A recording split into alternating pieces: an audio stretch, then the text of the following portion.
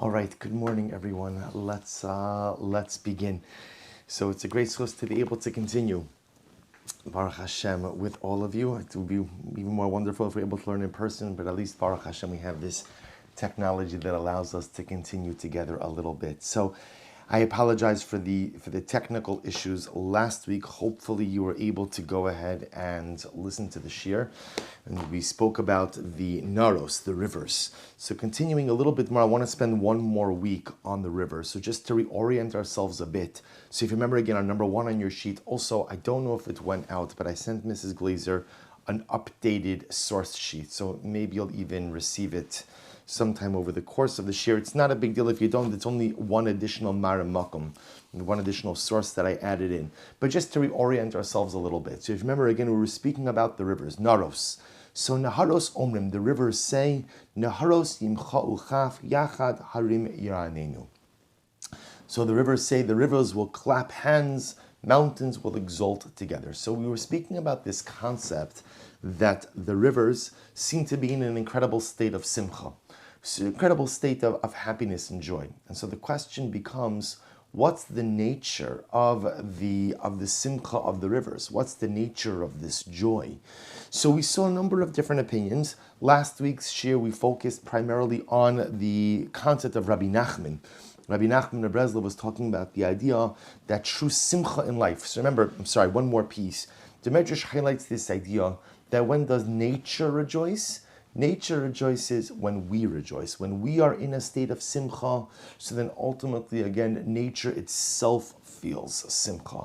When Klal Yisrael is happy, when Klal Yisrael experiences joy, nature feels joy. So Rabbi Nachman, we then kind of refocused a little bit. So how do we find simcha in life? So we saw the position of Rabbi Nachman. Rabbi Nachman's incredible idea of mitzvah gedola lios besimcha tamid.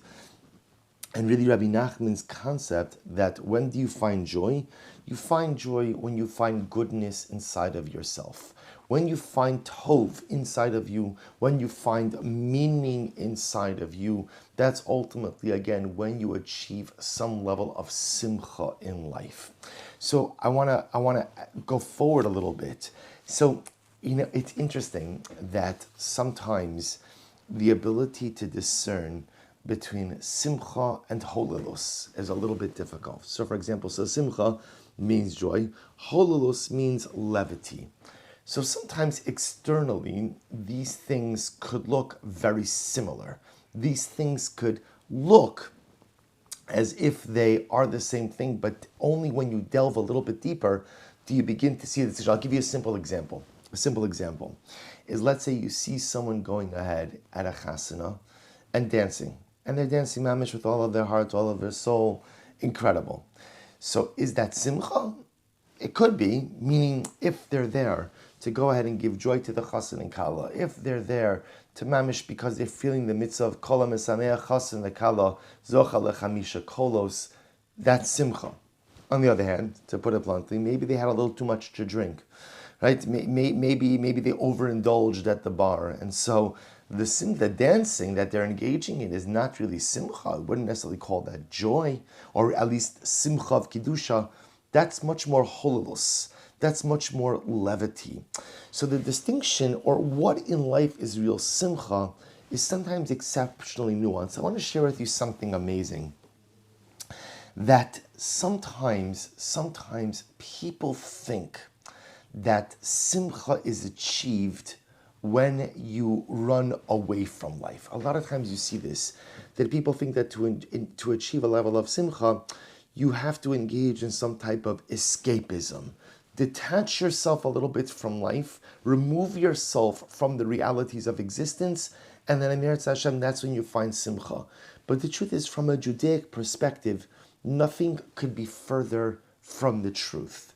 That sometimes the real essence of simcha is not at all by escaping from life, but by engaging in life and appreciating the little things. I want to share with you a beautiful poem. There's a book that was compiled. It's titled Memo to Self, written by a woman in Eretz Yisrael, Sarah Rosenblatt. It could be that maybe some of you have come across her poetry in the past.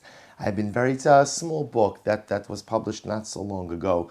So just to give you a little bit of her background, Sarah Rosenblatt was originally from Washington, D.C., grew up as Rena Lewis, and became religious when she was studying at the University of Maryland. She graduated in 1967. She made Aliyah. She married a Breslover Chassid and lived in Mea Shearim. So she was an incredible writer and put together just like simple poetry.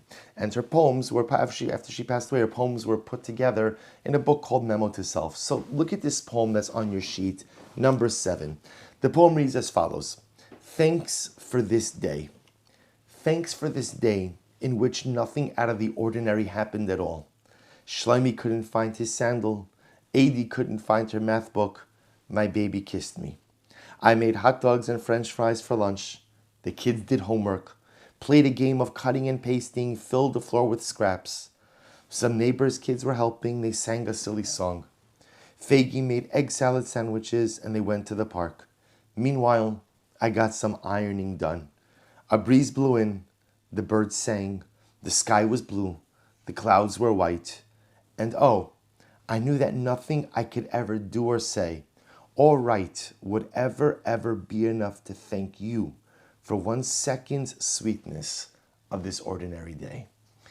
So I've always been struck by this poem because what Mrs. Rosenblatt was really trying to highlight was this concept that true simcha could be achieved by embracing the simple beauty of everyday life.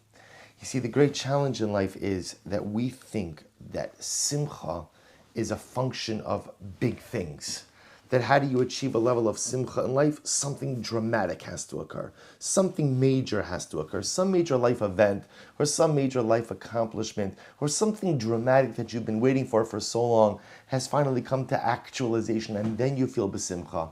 And I think the power of this poem is that real simcha comes through appreciating the things in everyday life.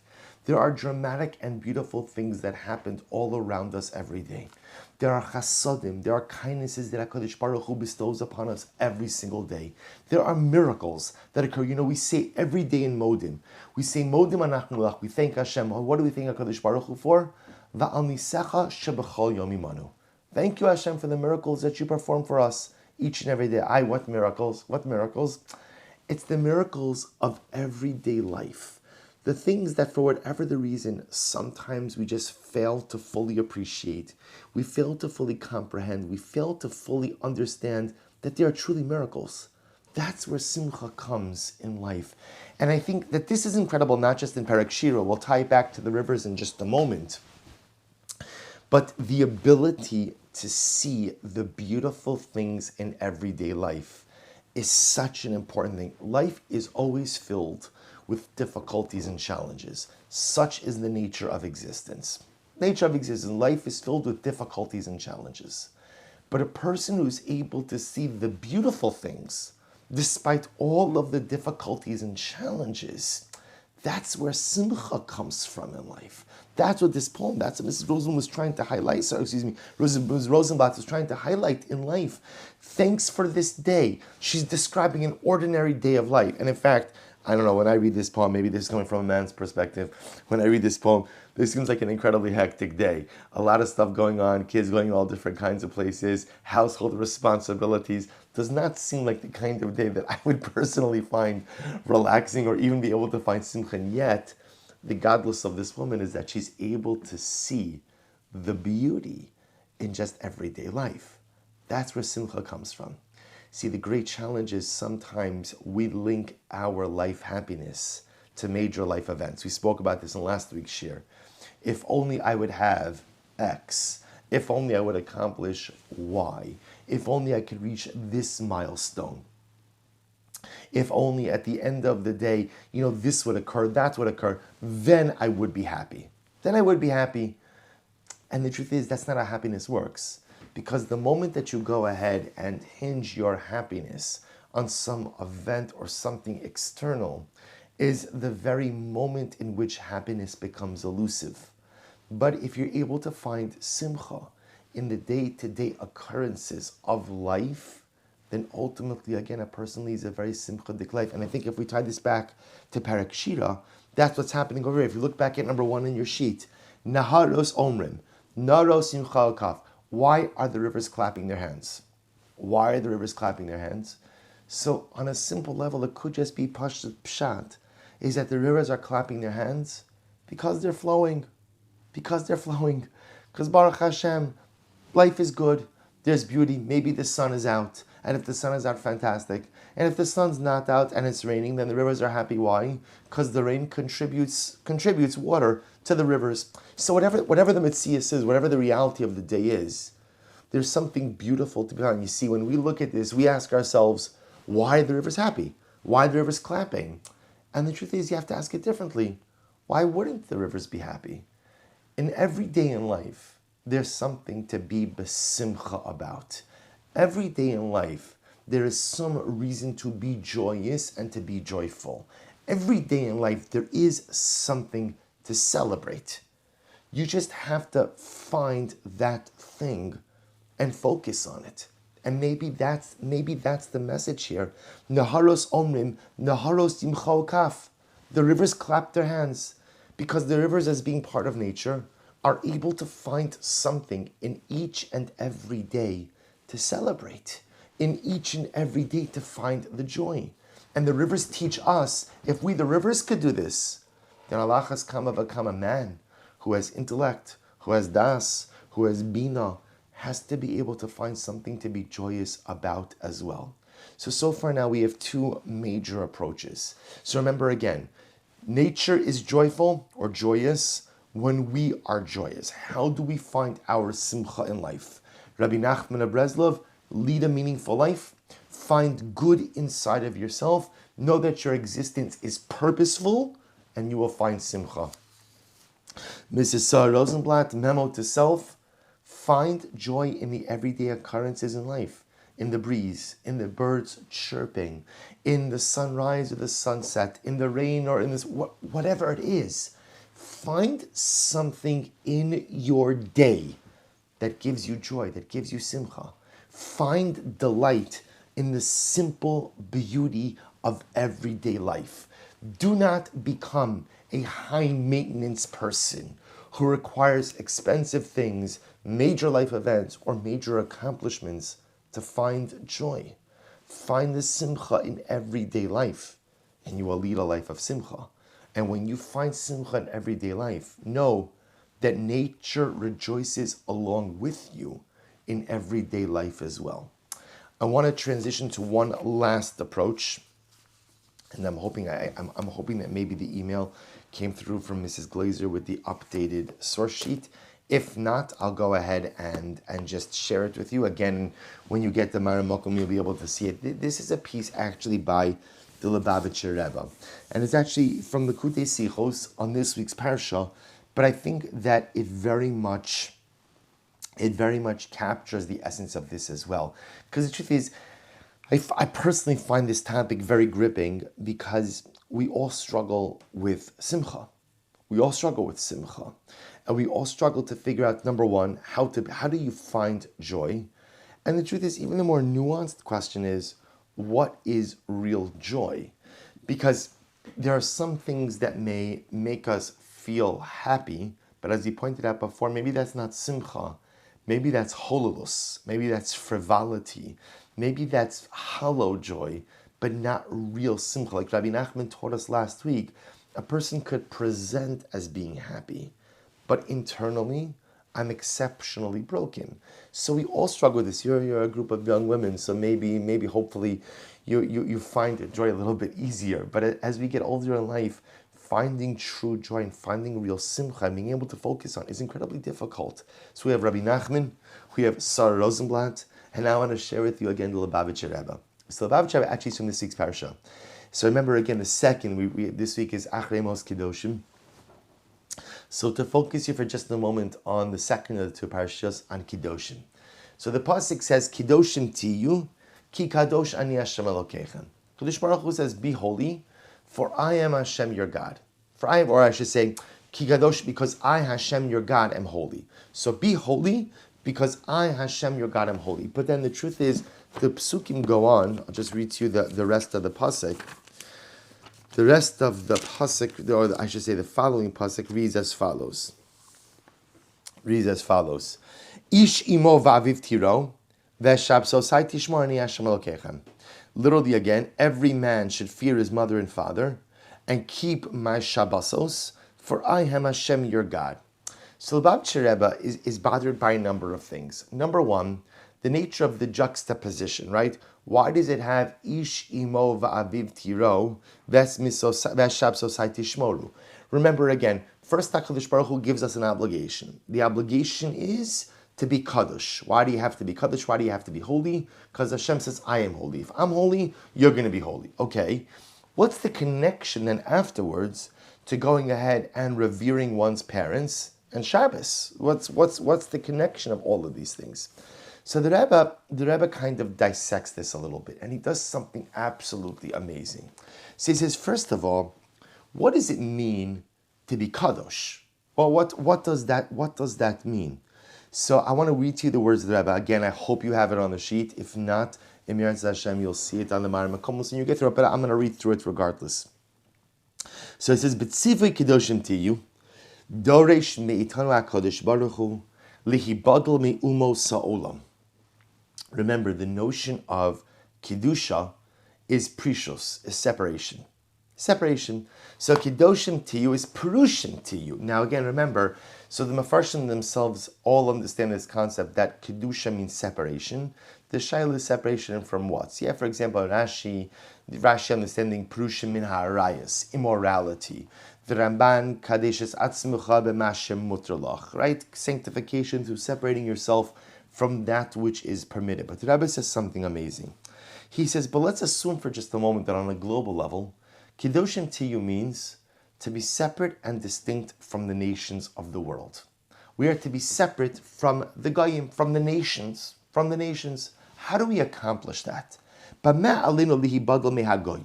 is it that we are supposed to be separate and distinct from the other nations?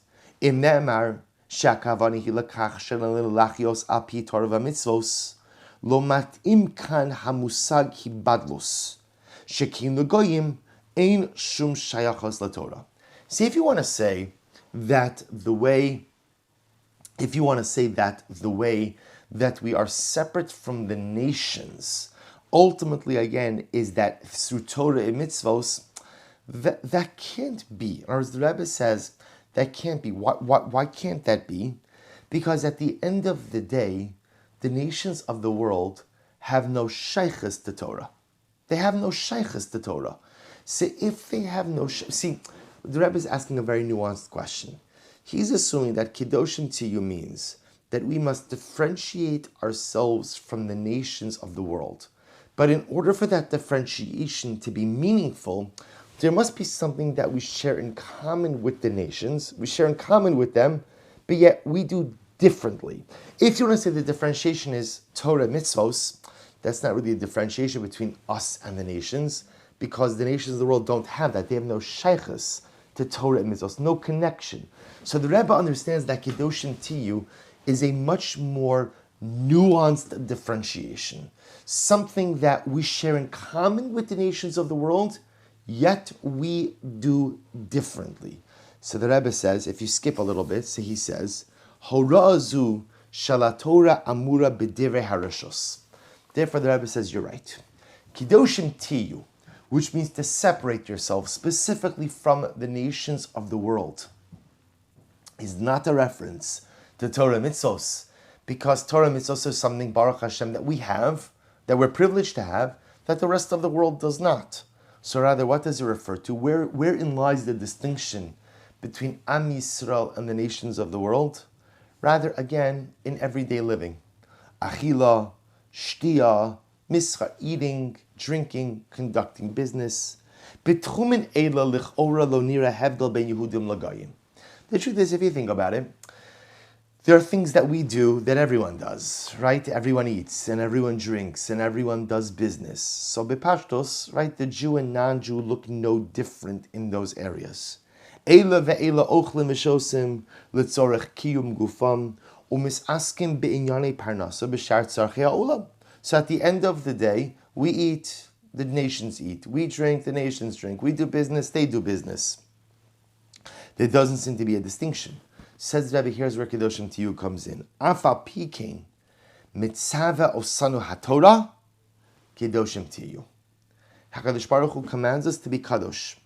Aleichem lahashos kedusha gam be'inyonim eila. Laharos shagam b'chayim hayom yomayim. Yesh yichud ba'am Yisrael. Zos al yidei asiyas hadvarim halalu l'sheshan. This is incredible. The Rebbe says, Kedoshim Tiyu is not manifest itself in Torah and mitzvos. Why? Because he understands Kedoshim Tiyu means to separate yourself, to make a difference between yourself and the nations of the world. But the Rebbe understands that the difference that HaKadosh Baruch Hu is commanding of us in Kedoshim Tiyu is a nuanced difference. It's not a glaring difference. That we have 630 mitzvahs and the nations of the world do not, that's obvious. That we have a system of morality that the nations of the world do not, that's obvious. That's not Kedoshim Tiyu. That's just the fundamental distinction between Jew and Gentile. So wherein lies the distinction between Am Yisrael and the nations of the world? That distinction ultimately, again, is the ability to take the things that we share in common with the nations of the world, but yet to infuse a dimension of holiness, even in those everyday mundane things. We eat, they eat. We drink, they drink. We do business, they do business. We establish families, they establish families. But how we do those processes are fundamentally different.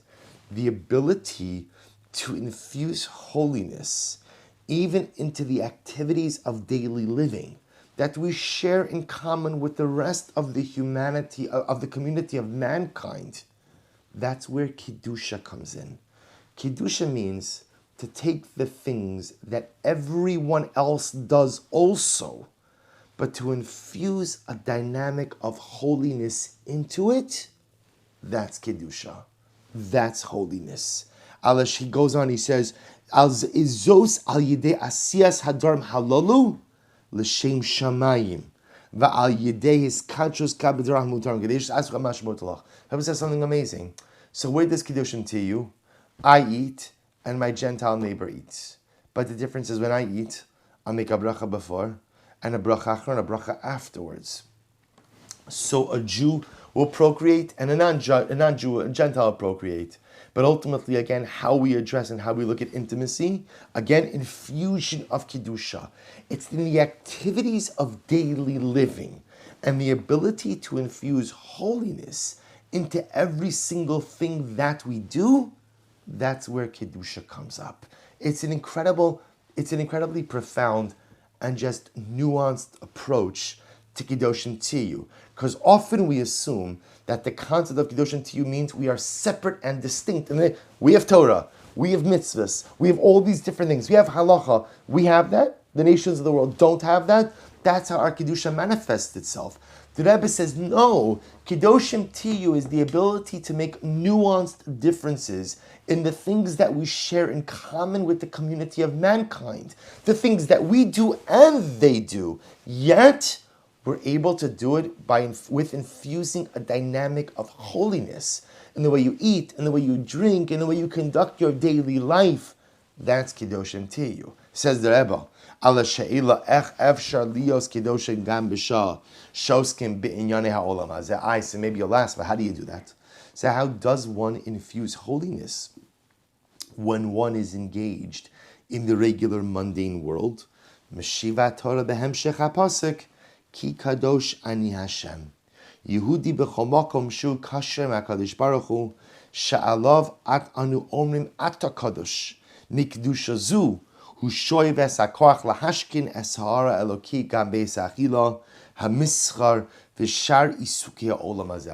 Shabbat says something amazing.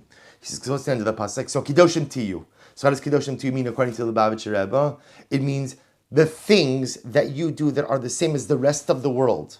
Infuse holiness into those things. How do you do that? Ki kadosh ani Hashem Elokechem. By maintaining a constant and consistent relationship with the Ribono Shel Olam, I'm able to infuse holiness into everything that I do. Which, what the Rebbe is really driving at over here is the opening phrase of Shulchan Aruch, which also happens to be the opening phrase of Tanya, of Shivisi Hashem Lenegdi Summit. When you create a sense of God awareness, that means that when you drink your coffee, you recognize that that coffee is from the Ribono Shel Olam. It means that when you go ahead and you go out to work and you earn your paycheck, that paycheck is from HaKadosh Baruch Hu. When you go at whatever it is that you do, Shivisi Hashem Lenegdi Summit, Ki Kadosh Ani Hashem Elokeichem. HaKadosh Baruch Hu is ever present. If HaKadosh Baruch Hu is ever present and a part of my day-to-day life and the activities of daily living, that means again anything and everything that I do has an element of Kiddusha. So this is the first part, says the Rebbe.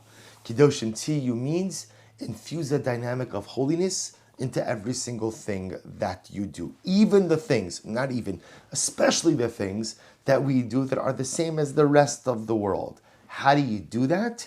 Ki kadosh ani Hashem Elokeichem. Live life with a sense of God awareness. Live life with the recognition that HaKadosh Baruch Hu is by your side in everything, and then you will see the godliness in everything. What about the next part of the pasuk? Ish imo va'aviv tiro. So what does that have to do with anything? Fear and revere your parents. So here the Rebbe says something amazing. He goes on. As says kashos hayehudis shemakifas kol chayv shal Yehudi yesh lahavir gam ledar haba. So what the Rebbe says, Ish imo va'aviv tiro, is lav dafka reminding us about honoring our parents, but it's rooting us in the concept of community and family. That if you're able to cultivate within yourself this notion of Kiddushin Tiyu, of creating a dynamic of holiness even in the everyday activities of daily living, and you're able to create a sense of God awareness, which informs or which infuses godliness into the everyday things that you do, don't keep that awareness for yourself. Don't keep that awareness for yourself. But rather you have to go ahead and share that with others as well. Ish imo va'aviv tiro, the Rebbe wants to posit, is at the end of the day a reference to mishpacha, a reference to family. Take these values that you hold dear of Kiddushim Tiyu and pass them on. Give them to your parents if your parents don't have them. Give them to your children if your children don't yet have them. But remember again, parents and children are really just representative of the idea that whatever you acquire for yourself, share with your extended family. Who's your extended family? Not just the people who are directly related to you by blood, but your extended family represents, again, your chevra friends, your community. In other words, in the realm of ruchnius, in the realm of spirituality, and especially as we broaden our spiritual horizons, never keep your spirituality only for yourself, but rather always make sure that whatever you do acquire for yourself, you are able to share with the other. That's ish imo va'aviv tiro. What about the last part? Veshab sosai tishmoru, what does that refer to? So he says, Hatzivui hashlishi, ve'ez shab sosai tishmoru, mashlim hora azu shalatora, hatzivui ona ala sheila, minayin lokchem es hakoach lemesima gedol azu shalas kachus ishis, v'ha'avaras hakdusha gam l'doros habayim. So now again, it turns out that Kiddushim Tiyu is a pretty tall order. What does Kiddushim Tiyu actually mean? Infuse holiness into your activities of daily life. The things that you do that are the same as the nations of the world, but you infuse holiness into those very things. But lest you think that your personal acquisition of holiness is enough, Ishimo va'aviv tiro, make sure to pass on your holiness to others as well. Share your holiness with others. How do you do this? Ve'eshab sosai tishmoru. Ve'eshab sosai tishmoru means, what is Shabbos? What is Shabbos? You see, there were many other cultures that believed in God as well. For example, one of the most profound theological disputes was between the Rambam and Aristotle. Right? Aristotle also believed in God, but Aristotle believed in a God who created and then left the world. God was the historical creator. Once he created the world, he created mechanisms of nature. Once he created mechanisms of nature, he checked out. That, of course, that is antithetical to the way we believe. How do we believe? We believe HaMechadish B'tuvo B'chol Yom Tamid Maaseh Bereshis. HaKadosh Baruch Hu is not simply the historical creator, but God is the present contemporary creator as well. And how do we reinforce that belief? That's reinforced through Shabbos. Right? The reason we have Shabbos week in and week out is to remind ourselves that HaKadosh Baruch Hu is the perpetual creator. So look what the Rebbe says. He says, if you look at the last paragraph, he says, HaShabbos hi os bris beinenu ubein Hashem, v'maskira lanu tamid, ki gam hatava nishlat b'idei HaKadosh Baruch Hu. Shabbos reminds us that even nature, what we call nature, is in the hands of the Ribono Shel Olam. B'kocha shel HaShabbos lahashkines HaKedusha b'chol hebet shel chaya yom yom, ulahachtir hakara zu gam b'yaldenu. Shabbos reminds us that ultimately, again, creation is an ongoing process. And HaKadosh Baruch Hu is the ongoing creator, not just the historical creator, but is a present and contemporary creator as well. When I believe that HaKadosh Baruch Hu is a present creator, then, first of all, again, I'm able to see the godliness in everyday life, and I'm able to see the godliness, again, even in my activities of daily living. If I'm able to see the godliness in my activities of everyday living, then I am able to fulfill the dictum of Kiddoshim Tiyu. Why? Ki Kadoshni Hashem Elokechem. Because I see Hashem in my everyday life. If I see Hashem in my everyday life, then what? Ishimo Vaviv Tiro. I'm able to go ahead and pass that on to my children as well. But at the end of the day, how do I reinforce that belief inside of myself over and over and over? That's Shabbos. That's Shabbos. When Shabbos comes along, then at the end of the day, I am able to go ahead and remind myself that HaKadosh Baruch Hu is the ongoing creator, not just historical creator, but contemporary present day creator as well.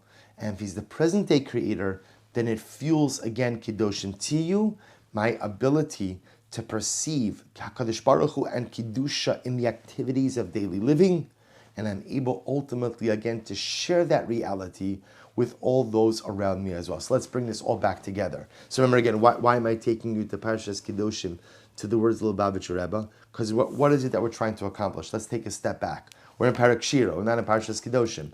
So we're focusing, let's go back to number one.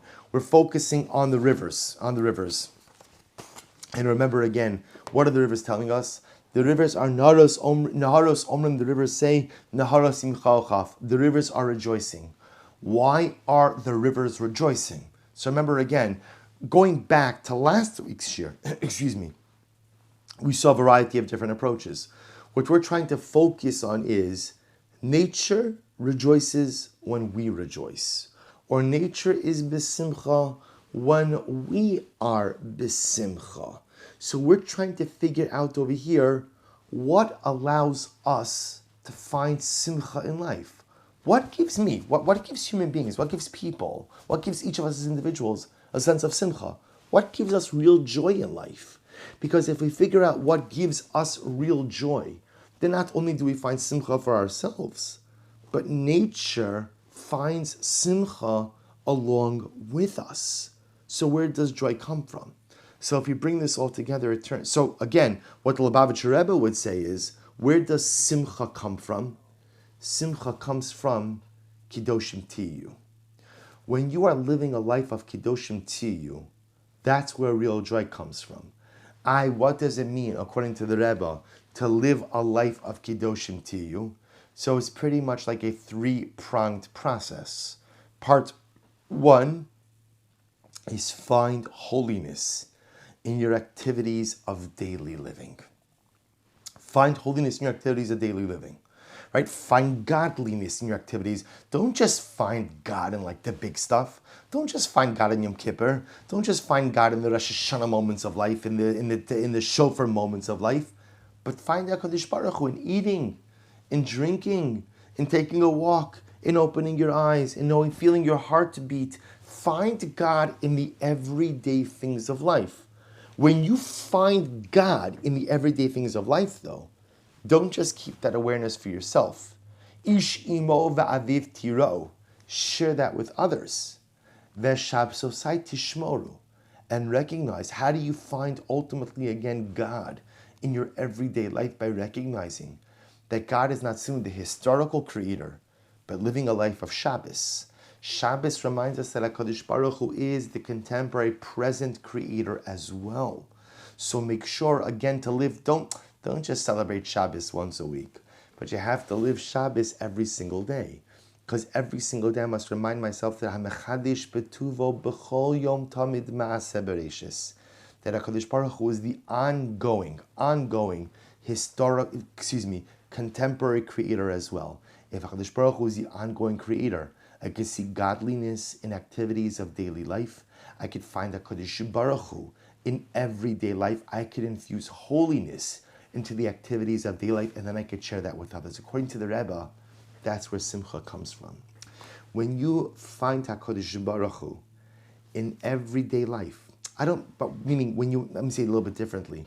When you infuse God into everyday life, when you find the dimensions of spirituality in the things that you do, that your Gentile neighbor does also. It's easy to find God in the things that are uniquely Judaic. Of course I find God in mitzvahs, because God commanded me mitzvahs. Of course I find God in halacha, because God commanded me halacha. The question is, can you find God even in the activities of daily life that non-Jews do also? Can I find God in those basic human behaviors that all of humanity has? That's where Kedusha comes in. And the Rebbe says, if you could find that and then share that with others, that's where happiness comes in. So if we bring this all together, it turns out, so again, the Naras are telling us the rivers are clapping. And the rivers are clapping. When do the rivers clap? The rivers say to us, if you're happy, if you man are happy, then we're happy. So our job is to find simcha in life. Because if we find simcha in life, then not only do we go ahead and what? Find our own happiness, but we allow nature to be happy as well. So how do we find happiness, simcha in life? The $1 million question. So we've established now 3 different approaches. Rabbi Nachman says, look inside yourself, find something good, know that your life is meaningful and purposeful. The knowledge that my life is meaningful and purposeful, the knowledge that my existence makes a difference, that provides me with simcha. So number 1, Rabbi Nachman, simcha comes from the knowledge that your life is meaningful, purposeful, that you are relevant, and that your existence makes a difference. Approach number 2, which was the approach of Star Rosenblatt. Simcha comes from where? Just seeing the beauty in everyday life. Just seeing the beauty in everyday life. And again, each of us relates to this a little bit differently. You know, somebody sent me a video yesterday. It was actually beautiful, of children who developed, babies who developed hearing challenges or hearing impairments, and they were fitted with hearing aids for the first time, and they heard for the first time. And the laughing and the smiles that came when they heard their mother's voice for the first time, they heard their siblings' voice for the first time, was incredible. So how many of us, when we hear something, or when we see something, or when we feel something, how many of us actually feel simcha with that? So the truth is, most of us not, because we tend to take things for granted that we're used to. So Mrs. Rosenblatt says in her poem, Thanks for This Day, where does simcha come from? Simcha comes from simply appreciating the little things in everyday life, the breeze, the sunshine, the hearing, the seeing, that your heart works, that your feet works, that you have food in your refrigerator, the little things, that's where simcha comes from. And finally, number 3, the Lubavitcher Rebbe, where does simcha come from? Simcha comes from Kedoshim Tihiyu. Simcha comes from creating or from cultivating a sense of godliness in the activities of day-to-day life. Seeing God, more than seeing God, infusing spirituality and holiness into the activities of daily living. The activities are not uniquely Jewish. The activities that are just human in nature. But the ability to infuse a dimension of holiness into the activities of daily life, that's where simcha comes from. And then being able to take those realizations and share them with others, ultimately all of this by recognizing God not as the historical creator, but as the contemporary present creator, that's where simcha comes from life. Because that's where simcha comes from life. That's how you're able to establish simcha in life. So 3 different approaches: Rabbi Nachman of Breslov, Sarah Rosenblatt, the Lubavitcher Rebbe. And the truth is, of course, they're all correct. They're all correct. And I think it's just that we relate to these different approaches at different times in life. Sometimes when we're a bit more introspective and perhaps a bit more aware, we could take Sarah Rosenblatt's approach.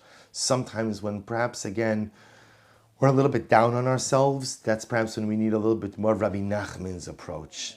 And sometimes, again, when we're just a little bit more spiritually attuned, that's where we have the Lubavitcher Rebbe's approach. They're all correct, and each of them offers a different avenue in being able to find our simcha. But again, closing it out, the Naros, the rivers teach us that when we find our simcha in life, not only do we go ahead and benefit ourselves by enhancing our personal lives, but we also are able to go ahead and cause the rest of nature to rejoice with us. The world was created for us. And as such, our disposition in any given moment ultimately highlights how the rest of nature is going to react as well. So the rivers tell us something amazing. The rivers tell us nature wants to be besimcha, but nature could only be besimcha if we find the courage to find our simcha in life as well. All right, we'll stop over here for today. Chicago, is a pleasure to once again resume with all of you. And the Mirat Hashem, we will continue in Perek Shira on Wednesday. Wishing everyone a wonderful day. Of course.